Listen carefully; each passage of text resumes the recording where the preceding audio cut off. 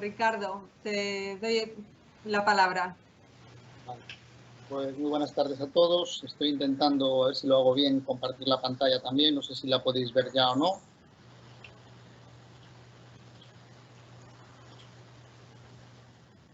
¿La veis o no la veis? Todavía Sí. blanco. Vamos una cosa. Pero ahora no. Resiste un poco, entonces. No.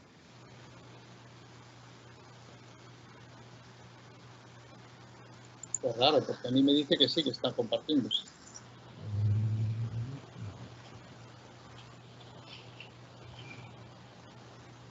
Tienes que autorizarme tú, Pilar, creo, ¿eh?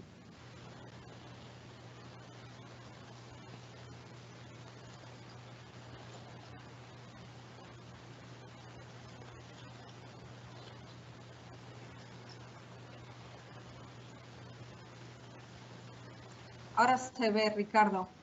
Ahora, ¿no? Ahora se ve, sí. ¿Qué ha pasado aquí? Ahora, ¿no? Sí, ahora sí, perfecto. Bueno, pues nada, repito, muy buenas tardes a todos y tengo que corregir algunas cuestiones que ha dicho Pilar porque me sentiría muy honrado de algunas cosas que dijo, pero realmente no son así. O sea, realmente yo no soy director de innovación de la cátedra, yo soy director de innovación de Malsa y aunque Joaquín me concede graciosamente el título de codirector de la cátedra, realmente yo lo que soy es un colaborador muy entusiasta, nada más, y evidentemente responsable por parte de Malsa de esa colaboración, lo cual me implica mucho, pero bueno. Evidentemente, el proyecto Cátedra es un proyecto de colaboración entre la Universidad y Malsa que está dirigido siempre por un profesor de la universidad y en este caso le ha tocado o hemos pensado que Joaquín era la persona más adecuada tanto a la universidad como a nosotros. Bueno, en principio lo que me gustaría es agradecerle un poco a la Clínica de Casas, a la Escuela de Arquitectura en general y a la Clínica que hayan pensado que es interesante abordar, digamos, la relación que existe entre los sistemas de abastecimiento y la mejora, digamos, de que se supone que puede derivarse de nuestra actividad dentro de lo que es la vida en las casas, ¿no? En este caso concreto, vinculado a la pandemia que hemos vivido, pero yo creo que también hay que mirar más hacia el futuro. No sé si para decepción de algunos o para alivio, aunque el título pone diseño, innovación e instalaciones, realmente yo no voy a hablar de temas muy técnicos relacionados con las instalaciones, como veréis después, porque la relación que tenemos desde Malsa con las instalaciones es muy débil, pero que en algún caso debería ser mayor, y uno de los temas de reflexión que yo voy a lanzar en esta charla pues es un poco que esa relación debe incrementarse. Bueno, me gustaría simplemente empezar a hacer un pequeño esbozo de quién somos, ¿no? ¿Quién es Emalsa? Pues Emalsa es el operador de agua urbano o el gestor del agua urbano del entorno metropolitano de La Coruña, es una empresa municipal y básicamente pues es la empresa que en su antigua figura de empresa privada, nacida en el año 1903, se encargó de hacer algo tan increíble como fue colocar una cosa como es el grifo, que probablemente sea el elemento que mayor grado de avance ha supuesto para la humanidad desde el punto de vista de salud, ¿no? Evidentemente, de la penosidad que suponía, ahí tenéis una foto de La Coruña en el año probablemente del entorno del 1915, donde, bueno, para llevar el agua a las casas, pues había un ejército de aguadores y aguadoras, ha quedado una imagen más de la aguadora, que se encargaban de llevar al agua a sus casas. Y como consecuencia de, digamos, ese cambio que supuso la entrada en funcionamiento de una empresa como en aquel momento Aguas de La Coruña, ahora Emalsa, pues se instalaron esos grifos. Estos grifos tienen una segunda derivada, que es que detrás de un grifo siempre hay un inodoro, pero eso es un tema que, como seguramente comentará Pilar en algún momento, va a quedar para una segunda sesión, que es el tema de la parte, digamos, de las aguas residuales. Yo me voy a centrar fundamentalmente en lo que es la parte del agua limpia, ¿no? Entonces, bueno, cuando empezamos a suministrar agua, realmente se empezó a suministrar porque la población crecía, porque las fuentes originales no tenían capacidad y porque además había problemas sanitarios. O sea, esas fuentes de agua que eran manantiales en el entorno de La Coruña, pues evidentemente por la presión ya antrópica en aquel momento de crecimiento de la ciudad se contaminaban, ¿no? Y entonces, en ese concepto, Aguas de La Coruña fue una empresa tremendamente innovadora, porque ya a principios del siglo XX y en el año 1920 y tantos ya disponía de probablemente una de las instalaciones más modernas para la potabilización del agua, que es la que está actualmente en Cañas, en Carral, una instalación que Pilar conoce muy bien, probablemente de las personas que mejor la conocen en estos momentos en Coruña, porque es donde ha realizado su su trabajo fin de máster y además donde creo que seguiremos trabajando durante algunos años. Es una instalación muy emblemática desde el punto de vista arquitectónico, pero lo realmente interesante en este momento es que gracias a instalaciones de este tipo, en ese momento se podía asumir que el agua que llegaba a los grifos de los coruñeses tenía la calidad sanitaria suficiente para garantizar la salud. Evidentemente, esto que parece como muy obvio, en su momento supuso una revolución. Y ahí hay una figura al lado que veis que es una figura que es un dibujo de Pablo Picasso, original, que es Esperando la vez y que hace referencia a la figura de las aguadoras, ¿no? El inicio del abastecimiento o la traída, como se llamaba habitualmente, fue muy complicado en La Coruña, en concreto, porque supuso una revolución, supuso un cambio de paradigma en cómo se gestionaba el agua. Y entonces en aquel momento se pensaba que la introducción del grifo en las casas pues era un atraso, porque básicamente significaba dejar sin trabajo a muchísima gente que se encargaba de llevar el agua. Bueno, esto ahora parece ridículo, pero si lo analizamos un poco en perspectiva, pues es un poco lo mismo a lo mejor que pasa ahora pues con los Uber y los taxis, ¿no? Pues a lo mejor estamos en situaciones parecidas. Entonces, a veces este tipo de ejemplos son buenos en retrospectiva para pensar en el futuro. En cualquier caso, lo que sí se apostaba ya en estos momentos era porque el agua que llegaba a las casas tenía que garantizar salud. Actualmente, si analizamos lo que es la prestación de un servicio como el que nosotros damos, tenemos un potencial, o sea, una cantidad de infraestructuras de un coste desmesurado y con un proceso de mantenimiento muy complejo, ¿no? De estas infraestructuras ahí tenéis pues 3 ejemplos, ¿no? Uno que es la potabilizadora de la Telva, que es la que en estos momentos suministra prácticamente el 99% del agua que se consume en el área metropolitana de La Coruña, aproximadamente pues, en torno de los 400.000 habitantes. Tenéis la infraestructura de lo que es el edificio principal de la empresa, que es la Casa del Agua, que aunque parezca muy grande, pues realmente la parte de Malsa pues solo son un cachito ahí en ese edificio más alto que ve ahí, es simplemente a título meramente anecdótico.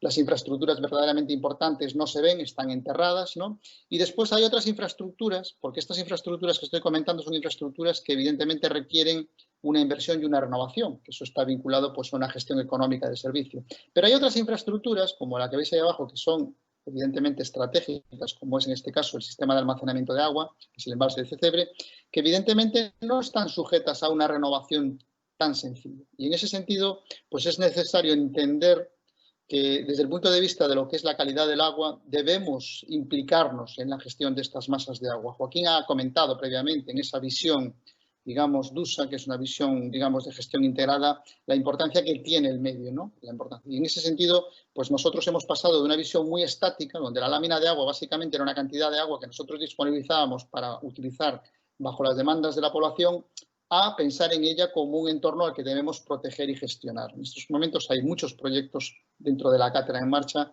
para conocer mejor las dinámicas hidrológicas de la cuenca del Mero Garcés, que es de donde nos abastecemos. Lo que hacemos básicamente pues es eso, coger en este esquema lineal que ya presentó previamente Joaquín, pues cogemos el agua de la naturaleza, la potabilizamos, la almacenamos, la distribuimos, la recogemos desde el punto de vista de una vez que es usada y la depuramos y la vertemos al mar. Evidentemente, desde el punto de vista de lo que es Emalsa, la parte de lo que es la recogida de las aguas residuales no la hacemos nosotros, la hace directamente el ayuntamiento, y lo que es la parte de depuración la hacemos nosotros, pero a través de una empresa metropolitana que se ha creado hace relativamente poco tiempo, que es Edarbens, que seguramente en el futuro tendréis alguna presentación específica de lo que supone esta infraestructura y su gestión en estos momentos para la ciudad de La Coruña y para su entorno metropolitano. Bueno, este esquema es así, como decía Joaquín, bastante elemental, pero esto hay que visualizarlo así, ¿no? O sea, digamos, esto tiene un contexto territorial amplio, complejo, que es necesario de alguna forma entender para saber que lo que hacemos en el grifo de nuestras casas al final repercute en un entorno. Y en ese sentido, a veces, desde el punto de vista de lo que es la visión de las instalaciones, de los instaladores, de los habitantes de las casas, no se tiene esta visión. Se tiene una visión simplemente de que yo tengo un grifo, que abro el grifo y que tiene que haber agua. Y entonces es muy importante desde el punto de vista de lo que pueda ser la mejora de la gestión en el futuro, empezar a entender, empezar a transmitir a la población que detrás de cada grifo hay una infraestructura que afecta al medio, que afecta al territorio. Y en ese sentido hay un aspecto de divulgación en el que nosotros, por ejemplo, estamos en estos momentos muy implicados y que de alguna manera esta acción que estamos teniendo hoy con la clínica de casas nos da pie también para introducir este elemento dentro de lo que es los aspectos que tienen que ver con la mejora de la vida en las casas, ¿no? Dentro de lo que hacemos, normalmente la gente visualiza fácilmente que arreglamos averías, que tenemos un laboratorio que controla la calidad del agua, que tenemos unas oficinas de atención al cliente que básicamente pues atienden las demandas, reclamaciones, es una cosa que está ahí. Tenemos una serie de técnicos que mantienen las instalaciones, las electromecánicas, que cada día son más complejas, pero he remarcado en rojo hay un aspecto que no es tan visual, que es el que tiene que ver en la relación de todo este mundo de la gestión del agua con las instalaciones de las casas, ¿no? En este caso concreto estamos hablando de la parte, digamos, de gestión de instalaciones interiores y contadores en este caso de Malsa, pero que es una división que existe en todas las empresas de nuestro sector y que realmente a veces le damos muy poca importancia. En este sentido, yo creo que aquí empieza la pieza clave de que realmente nosotros tenemos que buscar una forma de relacionarnos mejor con lo que pasa dentro de las casas, ¿no? Y a veces nos quedamos un poquito en ese punto que es el contador, ¿no? Que es donde, digamos, nosotros tenemos una responsabilidad administrativa y de ahí para arriba a veces nos inhibimos bastante a veces de lo que pasa, ¿no? ¿Por qué nos inhibimos? Bueno, porque nuestra relación con el hogar, pues básicamente es nula. Básicamente la relación con el hogar está vinculada al hecho de que las instalaciones de abastecimiento y de saneamiento, por supuesto también en el hogar, están vinculadas a una normativa técnica, seguramente no voy a hablar de esto aquí porque vosotros la conocéis mucho mejor incluso que nosotros, que es el Código Técnico de la Edificación, en este caso concreto la sección HS4, el suministro de agua, donde define cómo se hacen las instalaciones, qué elementos tienen, qué dimensionamientos tienen que tener. En fin, todas estas cuestiones que de alguna forma configuran lo que es la instalación que se hace en los edificios, en las viviendas, en las casas. Ahí realmente seguramente hay muchas opciones de mejora y después vamos a comentar algunas, pero la discusión sobre lo que se puede mejorar ahí igual ya no está tanto en el terreno de nuestra actividad, pero sí que de alguna forma nos apuntamos a poder entrar, y en este caso este es el debate que queremos establecer, a decir qué podríamos hacer para mejorar eso, ¿no?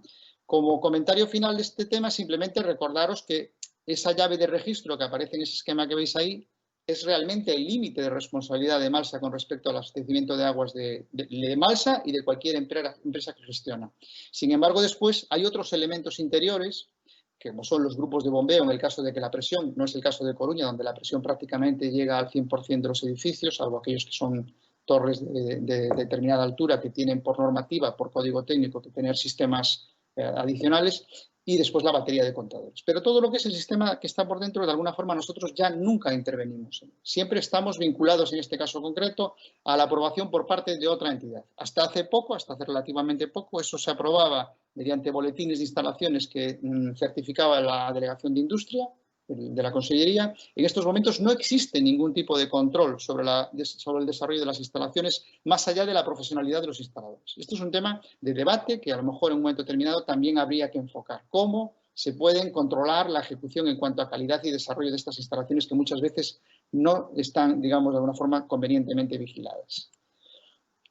Sin embargo, aparte de que digamos que no tenemos relación con el hogar, sí que en los últimos años y en el ámbito de lo que llamamos nosotros gestión de la demanda, porque durante muchos años las empresas como Malsa se dedicaron a suministrar toda la cantidad de agua que la población necesitaba. Pero ya a finales del siglo XX, y sobre todo en todos estos primeros 20 años del siglo XXI, ya hemos adquirido el hábito de que tenemos que empezar a compensar de alguna manera ese crecimiento exponencial que tenía el consumo de agua. Entonces, me imagino que vosotros sois conocedores y habéis visto, porque esto ha sido como muy intenso en los últimos años, esquemas como este que os presento aquí. ¿Cómo ahorrar agua en casa? Bueno, pues esto es como muy intenso en los colegios, en actividades, incluso empresas que no tienen nada que ver con el agua, utilizan este tipo de esquemas para llamar nuestra atención sobre la necesidad de ahorrar agua. Evidentemente, nosotros nos hemos subido a ese carro también, porque de alguna manera entendemos que desde el punto de vista de lo que es un desempeño correcto de nuestra actividad, nosotros también debemos preservar el uso del agua que hacemos de la naturaleza, porque no nos olvidemos que al final el agua que nosotros traemos para abastecer a las viviendas es un préstamo de la naturaleza. O sea, realmente cada vez que alguien abre un grifo estamos pidiendo a la naturaleza que nos deje un poco del agua que no sabemos exactamente el efecto que tiene realmente sobre el entorno. Entonces, este tema del ahorro de agua, de alguna forma, desde el punto de vista de la gestión, choca un poco con algún aspecto que tiene que ver con que nosotros nos dedicamos a facturar esas cantidades de agua porque necesitamos los recursos para gestionar todas esas infraestructuras y procesos que he comentado previamente. Entonces, ahí hay una contradicción, ¿no? Porque por un lado nosotros estamos pidiendo, nos sumamos a la petición de un uso, digamos, razonable y racional del agua, un ahorro de agua, y sin embargo, evidentemente, estos ahorros de agua no suponen en muchos casos un ahorro de recursos, ¿no? Entonces ahí se da la paradoja de que cuanta menos agua consuma la población, probablemente más alto será el coste unitario de esa agua. Este es un debate, ¿no?, que hay que establecer y que tiene mucho que ver con aspectos relacionados con que el agua en España en concreto, el precio que los ciudadanos pagan por el agua en sus viviendas, no cubre más allá de media, del 70% de los costes de operación en un servicio de aguas. O sea, quiero decir que hay un 30% de déficit, básicamente, en lo que es la gestión de operaciones en los servicios de abastecimiento y saneamiento de aguas. Eso, de alguna forma, va generando un pasivo ahí que en algún momento nos va a generar problemas y desde el sector del abastecimiento y saneamiento este tema se está lanzando permanentemente y se habla de un déficit de inversión del entorno de los... Yo la cifra no me la creo porque hablan del entorno de los 20.000 millones de euros, pero me parece una cifra que está calculada demasiado lejos. Pero en cualquier caso sí que es una cifra muy alta. En ese sentido, deberíamos establecer un debate porque el precio del agua en España está entre 3 y 5 veces por debajo del precio medio del agua en Europa. Y eso que en Europa tienen mucha abundancia de agua, por ejemplo, con respecto a lo que es la cuenca mediterránea, que es precisamente donde los precios del agua son en general más baratos. Este es un debate que yo creo que es interesante mantener. ¿Cuál es el compromiso social que podemos establecer con el agua desde la vivienda? Bueno, pues si pensamos en el usuario como el eje de esa vivienda, por al fin y al cabo ya hemos comentado que desde la empresa no tenemos ninguna competencia real, tenemos que tener en cuenta que ese usuario tiene 3 elementos, ¿no? Una instalación de la que tiene que hacer un mantenimiento, que está en rojo porque es uno de los aspectos que hay que mejorar muchísimo en el ámbito de la gestión de las instalaciones de las viviendas. Muchas veces los problemas de fuga de aguas no son por mal diseño, sino por mal mantenimiento. Hay instalaciones muy antiguas que la gente se cree que son eternas y no es así. Y después está el tema de los hábitos, que ya he comentado, que efectivamente es una cosa en la que se ha mejorado y se ha insistido mucho. Y eso ha significado, pues, por ejemplo, que los últimos prácticamente 15 años la mejora del consumo doméstico haya significado una reducción del 25% del consumo real. O sea, la introducción de sistemas de aireación en los grifos, de electrodomésticos de clase A, de hábitos de consumo relacionados con la sostenibilidad, realmente ha tenido un efecto real. Sin embargo, hay otros, como son las instalaciones y el mantenimiento, en el que todavía tenemos algunos pasos que dar. Y simplemente como introducción, voy a hablar de 2 cosas, que son el smart metering y la reutilización de aguas grises y uso de aguas pluviales dentro del hogar, como 2 elementos, digamos, clave que pueden significar mejoras de futuro, pero que de alguna forma también suponen en estos momentos una crisis, ¿no?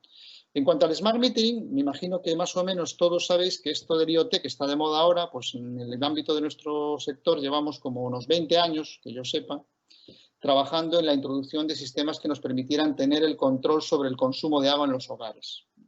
La realidad de este control de consumo de agua estaba vinculado a que tenía 2 ventajas, ¿no? Por un lado, nos permitía mejorar los procesos de producción porque tendríamos curvas más ajustadas de demanda y de alguna manera eso nos permitiría de alguna manera mejorar no solamente la producción, sino también incluso el dimensionamiento futuro de muchas instalaciones. El dimensionamiento hidráulico de algunas instalaciones se hace que a veces con unos criterios que, bueno, evidentemente hay que aplicar algunos coeficientes de ignorancia porque no sabemos exactamente cuál va a ser la tendencia de consumo. El smart metering podía darnos herramientas de ese tipo porque básicamente lo que hace es conectar cada contador individual de cada vivienda con un sistema que permite hacer una integración de esos consumos. Y por otro lado también hay un aspecto claro de vigilancia que es la posibilidad de avisar en el caso de fugas o malos usos, ¿no? Eso de alguna forma tiene una importancia crucial en el futuro. También es cierto que desde el lado del usuario tiene sus ventajas porque no podemos mejorar aquello que no conocemos, que no tenemos medido. Y en ese sentido,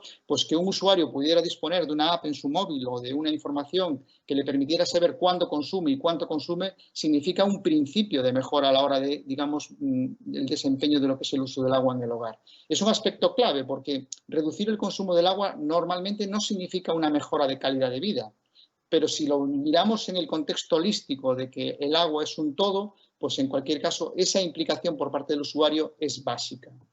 Y en una línea parecida, y simplemente repito como inicio de debate, no como explicación de cómo se resuelven estos temas, está algo como es la reutilización de aguas grises y el uso de aguas pluviales, algo que Joaquín ha introducido a nivel global, pero que si lo aplicamos al hogar, aunque Joaquín comentaba que esto ya está, yo creo que todavía hay un camino largo que recorrer. Yo creo que técnicamente existen soluciones para implementar estas soluciones dentro del hogar, pero que hay varios problemas. El principal es fundamentalmente económico y de hábito, o sea, no sé si los diseñadores de instalaciones o los contratistas y constructores y promotores de vivienda están en la idea de asumir los sobrecostes que significa implementar estos sistemas, porque realmente en estos momentos no existe ninguna obligación, por lo menos de momento, ninguna obligación legal de su uso, pero es una cuestión que estaría más en el ámbito de la responsabilidad social, ¿no? Y después hay una segunda cuestión que no es menor, que es las implicaciones sanitarias que comentaba, por ejemplo, Joaquín. El uso de aguas de calidades distintas, muchas de ellas con ciertos riesgos sanitarios para determinados usos en circuitos cerrados, implica que, desde el punto de vista de la conciencia ciudadana, debemos ser capaces de asumir que tenemos que hacer el mantenimiento de las instalaciones de una forma más eficiente y que tenemos que ser capaces de asumir que ese tipo de aguas son para lo que son y no podemos mezclarlas. Y eso, de alguna forma, también complica nuestros hábitos de vida en la vivienda. Pero complica nuestros hábitos de vida en la vivienda si lo hacemos mal. Si lo hacemos bien, realmente no tendría por qué ser así. Y las implicaciones desde el punto de vista de lo que es esa responsabilidad con el medio ambiente, pues evidentemente serían muy altas. Simplemente es a efectos de introducción. Yo aquí lo dejo, no sé si estoy abierto a cualquier tipo de debate sobre cualquiera de estas cuestiones y simplemente por terminar decir que el agua es una gran responsabilidad. Esta es una frase que me gusta mucho, es un patrimonio de la humanidad, pero es un derecho de las personas. Entonces tenemos que tener cuidado porque manejamos algo que tiene muchísimo valor. Y os invito, como ha dicho Joaquín, a conocer el proyecto Cátedra de Malsa, de alguna forma, que es un proyecto colaborativo entre la Universidad y Malsa, en el que básicamente lo que buscamos pues, es la mejora en clave de sostenibilidad de lo que es la gestión del agua en el ámbito, evidentemente, de nuestro entorno más cercano, pero también con una visión más general. Y por mi parte, nada más. Muchas gracias. Muchas gracias, Ricardo. Yo creo que vamos a dar paso a Santiago para que haga su exposición y después vamos a tener un tiempo en el que poder plantear el debate porque yo creo que merece la pena. Gracias.